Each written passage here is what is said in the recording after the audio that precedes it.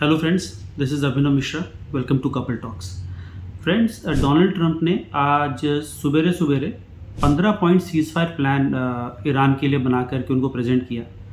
और जब ये बात चल रही थी कि कोई सीज़ फायर प्लान प्रपोज़ल है, तो काफ़ी लोग खुश थे कि भैया देखो अब शायद वॉर रुक जाएगा।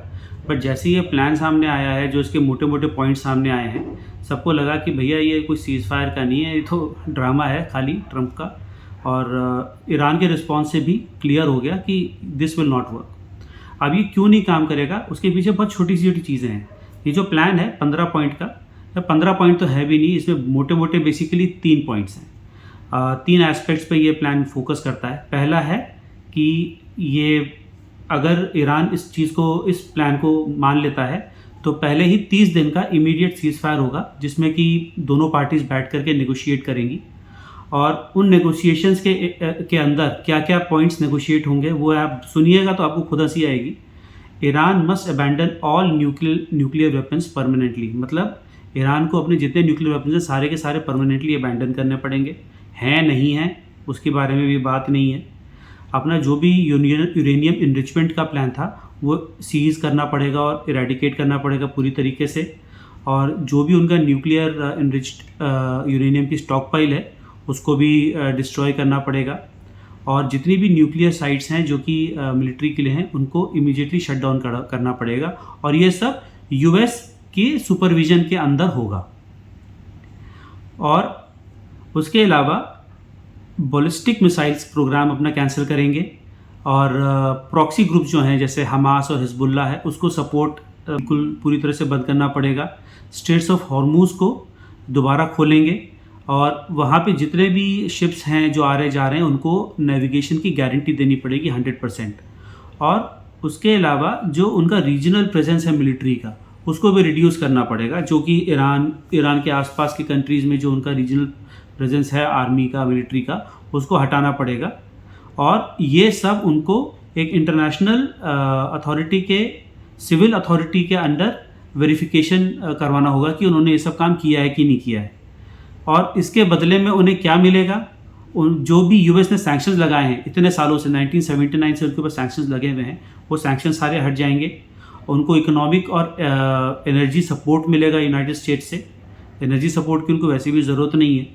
और दोबारा से उनको परमिशन देगा अमेरिका उनको ग्लोबल इकोनॉमी में इंटीग्रेट करने का, जिसमें कि यूएस के सैंक्शंस की वजह से ईरान काफ़ी सालों से थोड़ी हटी हुई थी। जो भी कंट्री उसके साथ ट्रेड करता था उसके ऊपर सैंक्शन लग जाते थे, तो कई सारी कंट्रीज उनसे ट्रेड करती नहीं थी।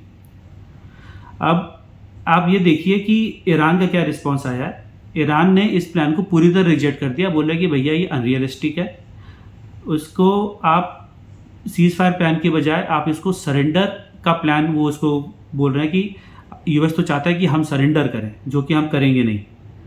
ये प्लान बेसिकली उनके न्यूक्लियर प्रोग्राम को कवर करने के बजाय उनकी सॉवरेनिटी पर अटैक करता है एज पर ईरान।